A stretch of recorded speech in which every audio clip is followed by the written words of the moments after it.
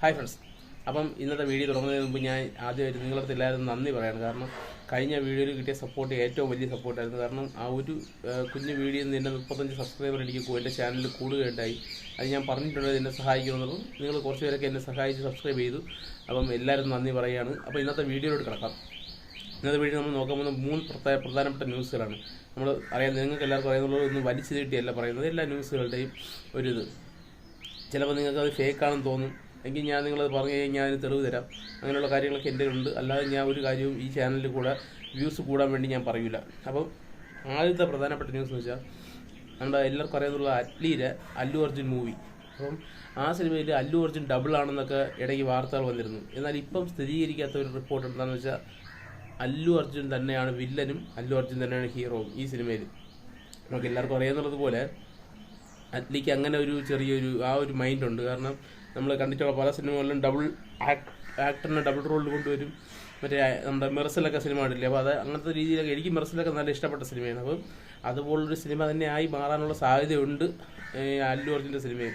കാരണം എന്തെങ്കിലുമൊക്കെ വ്യത്യസ്തത കൊണ്ടുവരും. പക്ഷേ അറ്റ്ലിയ സിനിമകളിൽ എന്തൊക്കെയാണ് വ്യത്യസ്തത നമുക്കറിയാം. അങ്ങനെയുള്ള വ്യത്യസ്തതകൾ വരാൻ സാധ്യതയില്ല. പക്ഷേ അല്ലു അർജുൻ എന്ന് പറഞ്ഞൊരു മാസ് ഹീറോയെ കൈ കിട്ടുമ്പോഴത്തേക്ക് നമ്മുടെ വിജയെ കിട്ടിയ പോലെ തന്നെ അല്ലു അർജുനെ ഉപയോഗിച്ച് കഴിഞ്ഞാൽ അറിയാമല്ലോ, പുഷ്പ 2 എന്ന് പറഞ്ഞ സിനിമയ്ക്ക് കിട്ടിയ ആ ഒരു റെക്കോർഡ് മിക്കവാറും മറികടക്കാനുള്ള സാധ്യതയുണ്ട്. കാരണം ഇത് വലിയൊരു ബഡ്ജറ്റിൽ വരുന്ന സിനിമയാണ്. അപ്പോൾ അത് എങ്ങനെ ആയിരിക്കും കൊണ്ടുവരുന്നത് എന്നുള്ള കാര്യത്തിൽ മാത്രമേ ഇനി കാണാനുള്ളൂ. അപ്പം രണ്ടാമത്തെ വാർത്ത എന്ന് പറഞ്ഞു കഴിഞ്ഞാൽ ഇത് ചിലപ്പോൾ നിങ്ങൾ കുറച്ച് പേരൊക്കെ ഞാൻ പറയുന്ന ഫേക്കാണെന്ന് പറയും. അതുകൊണ്ട് പറ്റുമെങ്കിൽ ഞാൻ അതിൻ്റെ സൈഡിൽ എനിക്ക് കിട്ടിയ സോഴ്സ് ഞാൻ ഇട്ടിരിക്കാം. അപ്പം പറയുന്നത് എന്താണെന്ന് വെച്ച് കഴിഞ്ഞാൽ വാർത്തകൾ വരുന്നത് ഫേക്ക് ന്യൂസ് ആയിരിക്കാനാണ് സാധ്യത കൂടുതലും എന്നാണ് ഞാൻ ആദ്യം പറഞ്ഞുകൊണ്ട് തന്നെ പറയാം. SSMB എന്ന് പറഞ്ഞ സിനിമ, അതായത് നമ്മുടെ രാജമൗലിയുടെ അടുത്ത സിനിമ എല്ലാവർക്കും അറിയാം. മഹേഷ് നാരായണൻ സിനിമയാണ്. അല്ല, മഹേഷ് ബാബുവിൻ്റെ സിനിമയാണ്.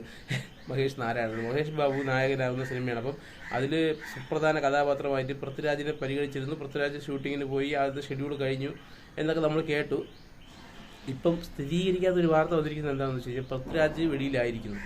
പൃഥ്വിരാജിന് പകരം ചിയാൻ വിക്രമിനെ നായകനാക്കാൻ പോകുന്നു ആ ഒരു റോളിൽ എന്നൊക്കെ കേൾക്കുന്നു. എനിക്കറിഞ്ഞൂടാ, അത് ഫേക്ക് ആയിരിക്കാനാണ് സാധ്യത കൂടുതലും. പക്ഷെ കിട്ടിയ റിപ്പോർട്ട് ഞാൻ നിങ്ങളടുത്ത് പറയുകയാണ്. കാരണം ഈ ഒരു സിനിമയിലൂടെ, അതായത് എമ്പുരാൻ എന്ന് പറഞ്ഞൊരു സിനിമ ബാധിച്ചൊരു നടനാണ് പൃഥ്വിരാജ് എന്ന് ഞാൻ പറയും. കാരണം പല ചിത്രങ്ങളിൽ നിന്നും, അതായത് മലയാളത്തിലല്ല, വിദേശ ഹിന്ദി, തെലുങ്ക് അതേപോലത്തെ സിനിമകളിലൊക്കെ കിട്ടിയ കുറേ വേഷങ്ങൾ പൃഥ്വിരാജിന് മാറേണ്ടി വന്നു ഈ എമ്പുരാൻ എന്ന് പറഞ്ഞ സിനിമയിലൂടെ. അത് കുറേ സംഖ്യകളുടെ ആക്രമണമാണെന്ന് നമുക്ക് പറയേണ്ടി വരും. കാരണം ഒരു സിനിമയെ വെച്ചിട്ട് ഒരാളുടെ വിലയിരുത്തുക എന്നുള്ള എനിക്ക് അഭിപ്രായമില്ല.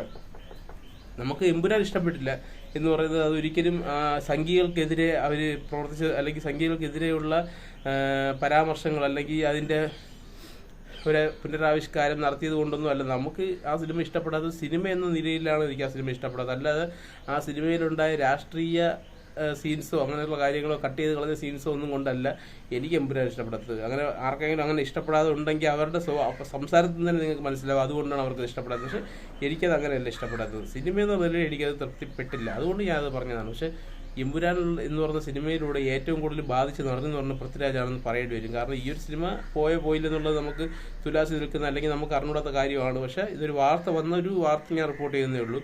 അപ്പം കുറേ സിനിമകൾ പൃഥ്വിരാജിന് ബോളിവുഡിൽ നിന്നും തെലുങ്കിൽ നിന്നും അവിടെ നിന്നൊക്കെ പോയിട്ടുണ്ട്. അവസാന വാർത്ത എന്താണെന്ന് വെച്ചാൽ നമ്മുടെ രാഹുൽ സദാശിവൻ, അതായത് നമ്മുടെ ബ്രഹ്മയുഗത്തിൻ്റെ ഡയറക്ടറും നമ്മുടെ പ്രണവ് മോഹൻലാലും ഒരുമിച്ച് വരുന്ന ഡൈസിറ എന്നാണ് സിനിമയ്ക്ക് പേരിട്ടിരിക്കുന്നത്. ഞാൻ ഈ ഡൈസിറയുടെ മീനിങ് എന്താണെന്ന് ഗൂഗിളിൽ സെർച്ച് ചെയ്തപ്പം അവർ പറയുന്നത് എന്താണെന്ന് വെച്ചാൽ ഈ മരണപ്പെട്ടവർക്ക് വേണ്ടിയുള്ള കുർബാനയിൽ പാടുന്ന ഒരു പാട്ട്, അതാണ് ഡൈസിറ എന്നാണ് പറയുന്നത്. അപ്പോൾ നമുക്ക് അതിൻ്റെ പോസ്റ്ററൊക്കെ വഴി വന്നിട്ടുണ്ട്. അതിന് നമുക്ക് മനസ്സിലാക്കാൻ പറ്റുന്നതും അത് തന്നെയാണ്. കുറേ മരണപ്പെട്ട ആത്മാക്കൾ അതിൻ്റെ നടുക്കപ്പെട്ട ഒരാൾ എന്നുള്ള നിലയിൽ തന്നെയാണ് നമുക്ക് ഈ ഡൈസിറയുടെ പോസ്റ്ററിൽ നമുക്ക് കാണാൻ സാധിക്കുന്നത്. കുറേ ആത്മാക്കളാൽ അല്ലെങ്കിൽ ആത്മാക്കളാൽ ചുറ്റപ്പെട്ട ഒരാൾ എന്നായിരിക്കും മിക്കവാറും അതിനകത്ത് അങ്ങനത്തെ ഉള്ളൊരു കഥയൊക്കെ ആയിരിക്കും കൊണ്ടുവരാൻ സാധ്യത. പിന്നെ രാഹുൽ സദാശിവനെ കുറിച്ച് പറയുമ്പോഴത്തേക്കും രാഹുൽ സദാശിവൻ്റെ സിനിമകളിൽ എനിക്ക് വലിയൊരു ഇത് തോന്നിയിട്ടില്ല. കാരണം ഈ ബ്രഹ്മയുഗം എന്ന് പറഞ്ഞ സിനിമയ്ക്കകത്ത് മമ്മൂട്ടിയുടെ പെർഫോമൻസിനെ കുറിച്ച് ഞാൻ എതിർത്ത് പറയുന്നില്ല. നല്ല പെർഫോമൻസ് ആയിരുന്നു, സിനിമയുടെ കഥ കൊള്ളാം. പക്ഷെ അതിൻ്റെ ഹൊറർ ഫാക്ടേഴ്സ് എത്രത്തോളം വർക്കൗട്ട് ആകുന്നു എന്നുള്ള കാര്യത്തിൽ മാത്രമേ. കാരണം എനിക്ക് ബ്രഹ്മയുഗത്തിനകത്തൊന്നും വലിയ ഹൊറർ, നമുക്ക് പേടിക്കാൻ പറ്റുന്ന അനുഭവം, അല്ലെങ്കിൽ സിനിമ തിയേറ്ററിനകത്ത് നമ്മളെ പേടിപ്പിക്കുക, ആ ഒരു അനുഭവമൊന്നും എനിക്ക് ബ്രഹ്മയുഗം എന്ന് പറഞ്ഞ സിനിമയിലായിട്ട് ഉണ്ടായിട്ടില്ല. പിന്നെ നമ്മുടെ ഷെയ്ൻ നിഗത്തിന്റെ ഒരു പടം ഉണ്ടായിരുന്നല്ലോ, ഭൂതക്കണ്ണാടിയ, അങ്ങനെ എന്തോ ഒരു സംഭവം. ആ സിനിമയുടെ പേരെനിക്ക് കറക്റ്റ് ഓർമ്മ വരുന്നില്ല. ഭൂതകാലം എന്നുള്ള സിനിമ. അതിനകത്ത് ഞാൻ ആ സിനിമ നല്ല റിവ്യൂ ഒക്കെ കേട്ടിട്ട് ഞാൻ വീട്ടിൽ എല്ലാവരും ഏറ്റെടുത്ത് കാണാം, ഹൊറർ അല്ലേ എന്നൊക്കെ പറഞ്ഞിട്ട് കൊടുത്തിട്ട് വീട്ടിലുള്ള ആർക്കും അതിനെ വലിയ ഇതാ പടം, ഇതെന്തൊരു ഹൊറർ എന്നൊക്കെയാണ് അവർ ചോദിച്ചത്. എനിക്ക് സത്യം എനിക്കും അങ്ങനെ തന്നെ ഫീൽ ചെയ്തത്. നിങ്ങൾക്ക് എന്തിനാണ് പറഞ്ഞത്, എൻ്റെ അഭിപ്രായമാണ് ഞാൻ പറയുന്നത്. അപ്പോൾ എനിക്ക് അങ്ങനെ രാഹുൽ സദാശിവന്റെ സിനിമകളിലൊന്നും ഹൊറർ ഫീൽ ചെയ്തിട്ടില്ല. പിന്നെ ബ്രഹ്മയുഗം എന്ന് പറഞ്ഞ സിനിമയ്ക്കകത്ത് നല്ല സ്റ്റോറി ഉണ്ടായിരുന്നു, നല്ല പെർഫോമൻസ് ഉണ്ടായിരുന്നു എന്നുള്ളതല്ലാതെ അതിനകത്ത് ഹൊറർ ഫാക്ടർ എത്രത്തോളം വർക്കൗട്ട് ആയിരിക്കാറുണ്ട്. പക്ഷേ ഇത് കണ്ടിട്ട്, ഇതിന്റെ പോസ്റ്ററൊക്കെ കണ്ടിട്ട്, നമുക്ക് ബ്രഹ്മയുഗത്തിന്റെ പോസ്റ്ററിൽ ഇതേപോലെയൊക്കെ ആയിരുന്നു ഒരു ആദ്യത്തെ പോസ്റ്ററൊക്കെ കൊടുത്തിരുന്ന ഒരു ബ്ലാക്ക് ആൻഡ് വൈറ്റ് ഫോട്ടോ ഒക്കെ. അപ്പോൾ ഇതും പോസ്റ്ററിൽ മാത്രമേ കാണുള്ളൂ എന്ന് പറഞ്ഞിട്ടുണ്ട്. പക്ഷെ നല്ല കഥയാണെങ്കിൽ സിനിമ വിജയിക്കും. പക്ഷെ ഹൊറർ ഫാക്ടർ വർക്കൗട്ട് ആവൂ എന്നുള്ള കാര്യത്തിൽ മാത്രമേ സംശയമുള്ളൂ. കാരണം മലയാളികൾക്ക് വർക്കാവുന്ന ഹൊറർ പാറ്റേൺ അല്ല രാഹുൽ സദാശിവൻ ഉപയോഗിക്കുന്നത്. പുള്ളി വ്യത്യസ്തത തേടിയുള്ള യാത്രയിലാണ്. അപ്പോൾ അങ്ങനെയുള്ള സിനിമകളായിരിക്കും പുള്ളി ഇറക്കുന്നത്. അപ്പോൾ വലിച്ചു നീട്ടുന്നില്ല. അപ്പോൾ ഇന്നത്തെ വീഡിയോ ഇത്രയേ ഉള്ളൂ. അപ്പോൾ നിങ്ങൾക്ക് സബ്സ്ക്രൈബ് ചെയ്യാം, നിങ്ങൾക്ക് സപ്പോർട്ട് ചെയ്യാം, പിന്നെ വിമർശിക്കാനുള്ളവർക്ക് വിമർശിക്കാം. അപ്പോൾ ഓക്കെ, നന്ദി, നമസ്കാരം.